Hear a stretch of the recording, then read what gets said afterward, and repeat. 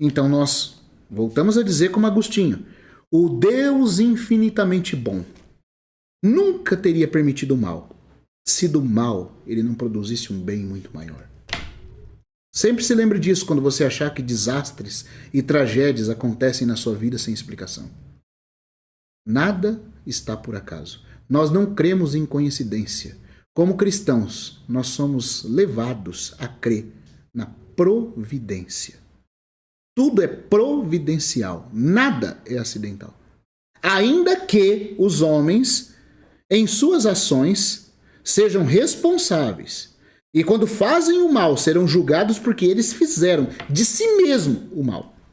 Todavia, Deus é tão soberano que ele é capaz de se utilizar desse mal para um bem muito maior.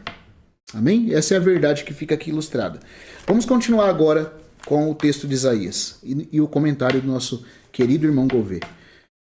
Não é para dar glória a Deus mesmo, gente. Eu tô vendo os irmãos ainda. Glória a Deus, isso é maravilhoso. É maravilhoso. Isso tem que encher o nosso coração. Não há nada na nossa vida que foi por acaso. Eu sou movido aqui, eu penso que pelo Espírito do Senhor a dizer aqui para você, até inclusive. Eu já conheci pessoas que falam assim, mas a minha vida é uma desgraça. Eu não queria estar passando por isso. Quantas pessoas, por exemplo, são filhas de um abuso, né? Teve lá uma relação de... Eu já conheci, por exemplo, irmãos que são filhos de uma relação, infelizmente, de um estupro, de um abuso. E até que eles conhecessem o Senhor, aquilo parecia que a vida deles não tinha sentido. Parecia que aquilo ali, por que eu vim ao mundo? Deixa eu dizer uma coisa para você, querido. Por maior que seja o mal que tenha acontecido, nunca julgue o Senhor pelo seu débil entendimento. Deus, do meio da tormenta, responde no trovão. Deus, do meio da nuvem escura, chamou a Moisés. E como diz o irmão William Cowper, por trás de uma providência carrancuda, ele esconde uma face sorridente. As tempestades são conduzidas pelas mãos que foram pregadas na cruz. Não julgue o Senhor com seu débil entendimento. Não julgue o Senhor antes do tempo. Embora o mal não tenha origem em Deus e os homens sejam responsáveis pelo mal que fazem, certo? Deus é poderoso para fazer com que o mal se torne bem. Se você entregar esse mal aparente a Ele e dizer, Senhor, por quê? A irmã está falando aqui, eu passei por isso e me pergunto por quê. Pergunte ao Senhor por quê. Peça de todo o coração para Ele revelar a você por quê. Certo? E Ele vai fazer com que aquilo que parece um deserto floresça como um jardim. Até a ponto de nós adorarmos a Deus. Nunca, todavia, eu estou dizendo aqui que Deus concorda com o mal e que Deus quis que isso acontecesse. Não. O mal é fruto da ação responsável das criaturas caídas. Mas Deus, providencialmente, Ele é Deus para no meio de todo o deserto fazer florescer um jardim. Para no meio de todo o mal, por contraste, mostrar sua bondade. Para que aquilo que parece inexplicável tribute em honra e louvor a Ele no fim da história. Então, não existe coincidência. Só existe Deus na sua providência. Muitas vezes, eu conheci, por exemplo, histórias de irmãos que tinham sido abusados na adolescência, irmãs, no caso, até por familiares, que uma vez que foram salvas pelo Senhor, se tornaram fonte de cura e perdão. E foram as que conseguiram resgatar e ajudar muitas outras que passaram pela mesma situação. Por que o Senhor permite que o mal muitas vezes aconteça? Não porque Ele concorde com o mal, mas porque Ele, se nós nos entregarmos a Ele, Ele é poderoso para tomar aquele mal acontecido e fazer um bem além da nossa imaginação. E nos fazer fonte de cura. Sabe, queridos? De amor, de libertação e de perdão na vida de tantos que se acham ainda encarcerados pelo ódio. Quando nós aprendermos que são das feridas que saem a cura e que por suas chagas nós fomos curados, nós vamos entender que é das feridas que sai virtude. Deus exemplifica isso em muitas coisas. Ele nos mostra que não há como ter vida se nós não morrermos. Ele nos mostra que não há como nós podermos curar ninguém se nós mesmos, primeiro, não passarmos por um processo consolador de Deus em meio a uma grande tristeza. Porque Paulo diz que é com a consolação que somos consolados que nós consolamos. Mas como Deus vai nos consolar se nós não permitirmos que Ele seja conhecido de nós no meio das nossas aparentes desgraças? Como que Deus vai poder nos dar uma experiência de profundo consolo se a medida do sofrimento que nós experimentamos é tão pouca e nós rejeitamos qualquer tipo de sofrimento incompreensível que venha sobre a nossa vida?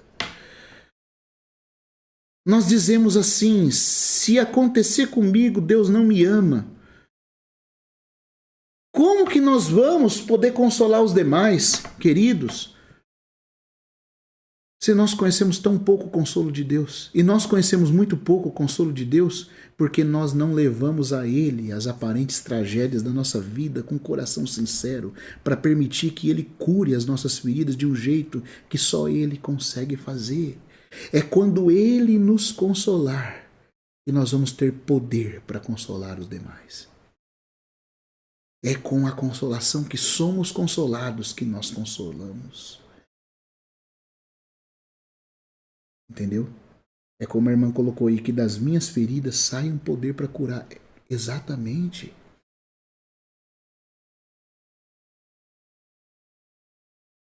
O irmão Atmani dizia: quem consigo é mais severo pode mais a Deus ganhar. Quem se fere paga o preço. Apenas quem paga o preço. Apenas quem aprendeu a ser consolado vai poder consolar. Quem se fere paga o preço. O preço de conhecer a Deus no meio da dor. O preço de dar a Ele um sacrifício de louvor. Quantas vezes eu fico escutando esses vídeos aí na internet cantando: eu quero te dar um sacrifício de louvor. Querido, você sabe o que é um sacrifício de louvor? Um sacrifício de louvor é quando você pode louvar a Deus apesar de não estar entendendo nada que aquela dor está causando na sua vida. Sacrifício de louvor significa um louvor que passou por um sacrifício, que passou pela dor, que passou pela morte, que passou pelo sofrimento e ainda assim deu a Deus o que Deus merece receber. Só quando você aprender a adorar a Deus dessa forma, eu aprender a adorar a Deus dessa forma, é que nós vamos conhecer o que é um sacrifício de louvor. E aí das nossas feridas vão sair poder para curar. Do contrário, se nós somos intocados, se nada pode nos ferir, nós mesmos não vamos ser curados. E nem poderemos curar os demais. Sacrifício de louvor. Um louvor que passou pelo sacrifício. E são esses louvores, são essas experiências que realmente curam. Quando você entende que nada do que Deus fez deixou de ser bom. E nada que Ele permitiu foi por acaso. Ele não fez nenhuma desgraça na sua vida. Ele só pode fazer o bem. Mas Ele permite, quer por erro seu ou de outros com você que coisas ruins te aconteçam. Mas por quê? Por quê? Para que eu e você aprenda que no meio de toda a nossa aparente situação desastrosa, Ele nos consola. Ele é a resposta que nós estamos procurando. Até mesmo as nossas escolhas erradas. Uma pessoa está perguntando, e as nossas escolhas erradas? Se você amar Deus de todo o seu coração, até aquilo que você escolheu errado, uma vez que você se arrependa ao ser iluminado, Ele é poderoso para transformar em bem lá na frente. Queridos, eu vou dizer uma coisa para você. A única coisa que eu e você tem que temer de verdade é não amar a Deus.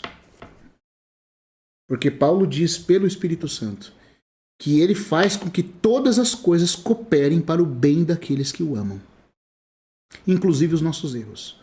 Se nós errarmos, mas se ao errarmos nosso coração ainda ama a Deus, Ele vai nos iluminar.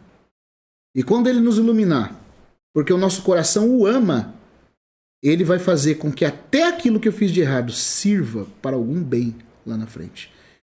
Não que o mal pelo mal em si seja bom. O mal é sempre mal. A escolha feita errada sempre vai ser um erro. Mas Deus é poderoso para fazer com que até aquilo que eu fiz de forma indevida, por eu ter me arrependido, por tê-lo amado, aquilo coopere para o meu bem. Então nunca perca a esperança.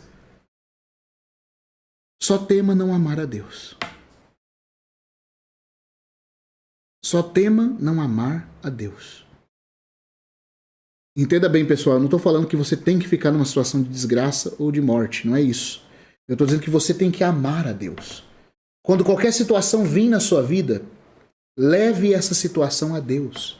Diga, Senhor, eu creio na tua providência. Eu não sei por que tal situação aconteceu comigo. Mas se o Senhor permitiu que acontecesse, como diz o irmão Hanson Taylor, é mais importante entender o que Deus está tentando nos ensinar numa dificuldade do que sair da dificuldade. Porque se você sai da dificuldade sem aprender o que Deus te ensinou, foi tudo em vão. Mas se você, ao passar pela dificuldade, ainda que você nem tenha saído dela, mas você ouviu a Deus nela, tudo valeu a pena.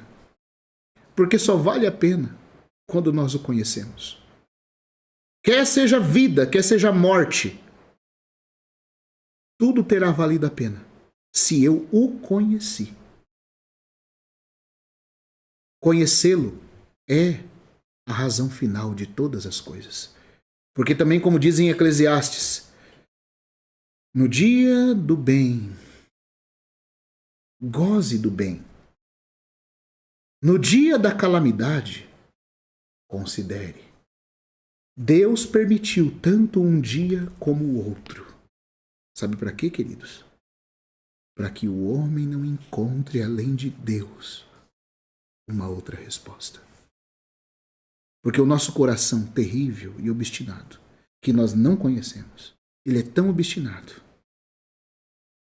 que se ele pudesse achar, além de Deus, uma outra resposta, ele tomaria esse caminho. Mas Deus, através de vales e montanhas, de dia e noite, de situações de alegria e de tristeza, vai nos ensinando que nós não temos uma outra saída fora dele. E que ele é a resposta. E nele nós temos que achar.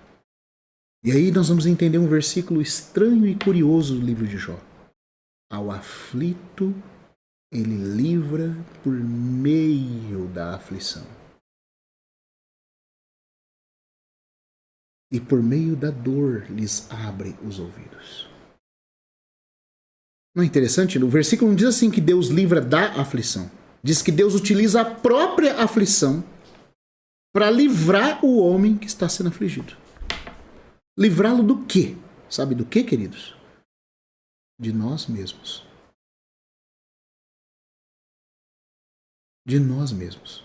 Porque nós somos a nossa própria destruição. Se somos deixados entregue à nossa própria prepotência, ao nosso achismo, à nossa natureza, ao nosso próprio coração, muitas vezes vaidoso e enganoso. Então Deus tem que nos livrar. E muitas vezes Ele vai permitir que coisas que Ele não provocou, porque Ele não provoca o mal, mas Ele vai permitir que coisas assim aconteçam na nossa vida, para que o nosso coração aprenda a conhecê-lo e aprenda a não confiar em si mesmo. Para que nós não desconfiemos de nós e confiemos totalmente em Deus. Para que nós vejamos quem Ele é e quem nós somos. Conhecê-lo, entendê-lo, é a causa final de todas as coisas.